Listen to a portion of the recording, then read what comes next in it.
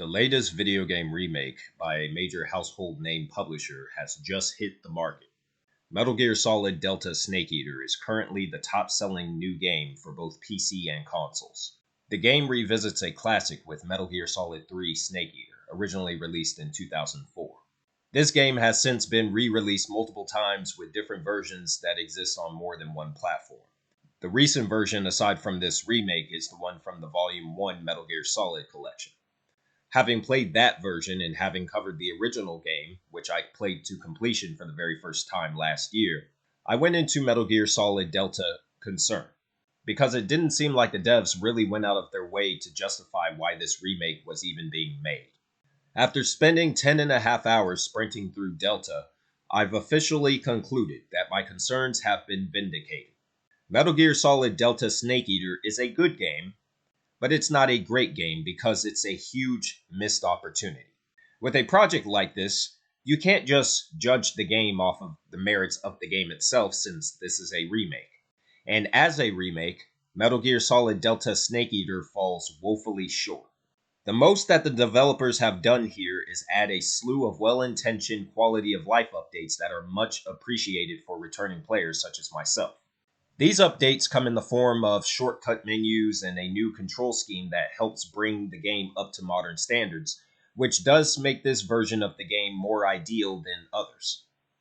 However, even with all the combined updates, there's nothing in this game that really sells the idea that this is a remake, especially when you compare it to other recent video game remakes, some of which are just 2 years old as of this video upload.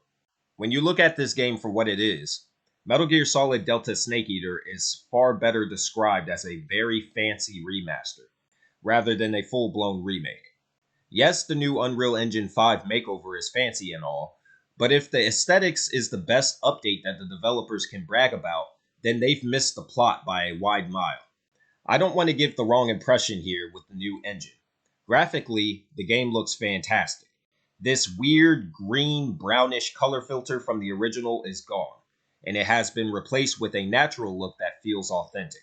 The character models have been greatly improved, with characters such as Snake, Eva, and the boss showing far more expression than what was capable with the technology in the original game. The environments in the game have also greatly benefited from the new engine, with more dynamic colors having been incorporated into the level design. Still, despite all of this, there haven't been enough updates thrown in this game to make it stand with its fellow remake contemporaries.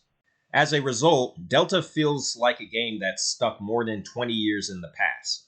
When you remake a classic game like Metal Gear Solid 3, you want the developers to go all out and deliver something that players will remember for a long time, not just for a week or two, or a month or two.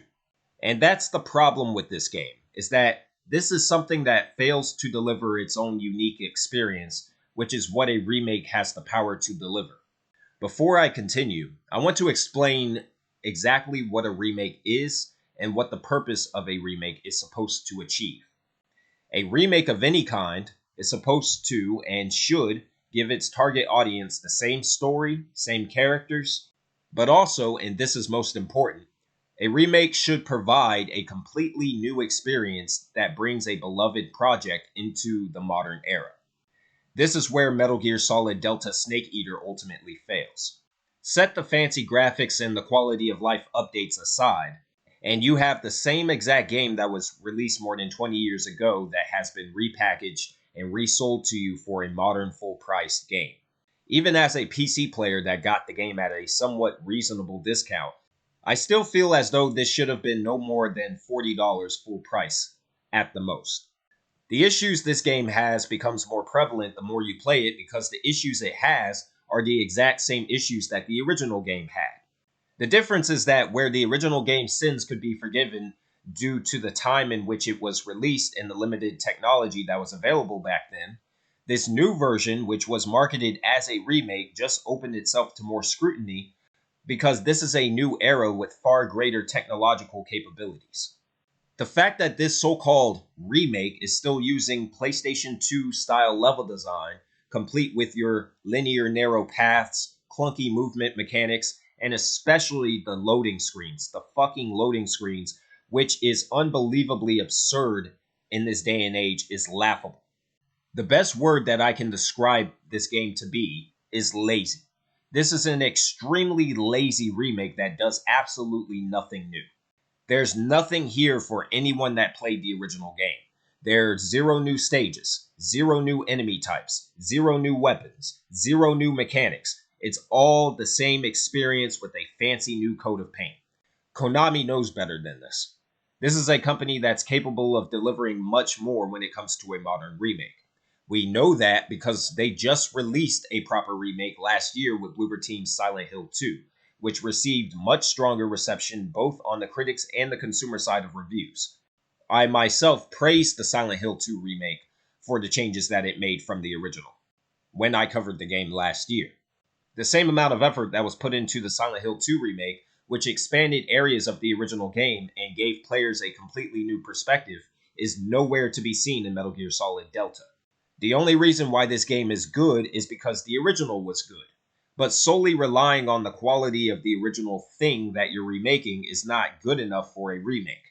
A remake should be able to stand on its own and provide a new experience, but this game doesn't provide anything truly new. This isn't the Dead Space remake, which added things like side missions, new mechanics, and some aspects of the story that were shifted around which weren't in the original game. This damn sure isn't like any of the Resident Evil remakes, which have provided new mechanics, new stages, updated dialogue, and more, along with the quality of life updates themselves. This game is more in line with The Last of Us Part 1, which is a remake of 2013's The Last of Us. That particular game has the same issue that this game has. It doesn't give players anything new to really sink their teeth into. It's virtually the same exact experience resold for full price. That's not what a remake is supposed to do. A remake is supposed to fix outdated gameplay mechanics. A remake is supposed to introduce new players by preserving video game history in modern form. But a remake is also supposed to reintroduce old players to the same product they love. The best way to do that is to give old players new things that they didn't experience before. But without those new elements thrown in, you may as well just replay the original game, which is far cheaper than this new version that just came out. Not to mention emulators that exist where you can experience the original version of the game for free should you choose to go that route.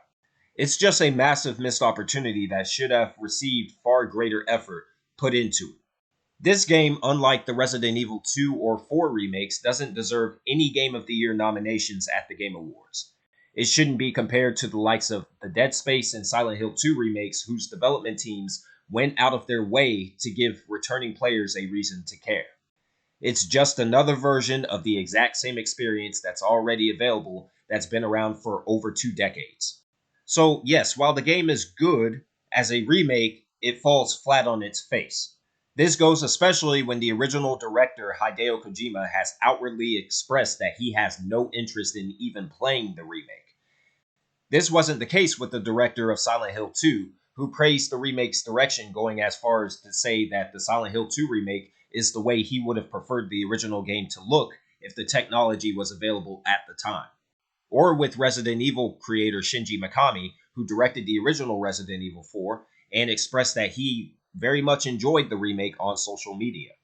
When even the original director doesn't want to play your remake, and yes, this is despite all of the drama that occurred between Kojima and Konami, which is more than a decade old and is no longer relevant, then you as a publisher have fucked up somewhere, and some internal reevaluation is most definitely needed.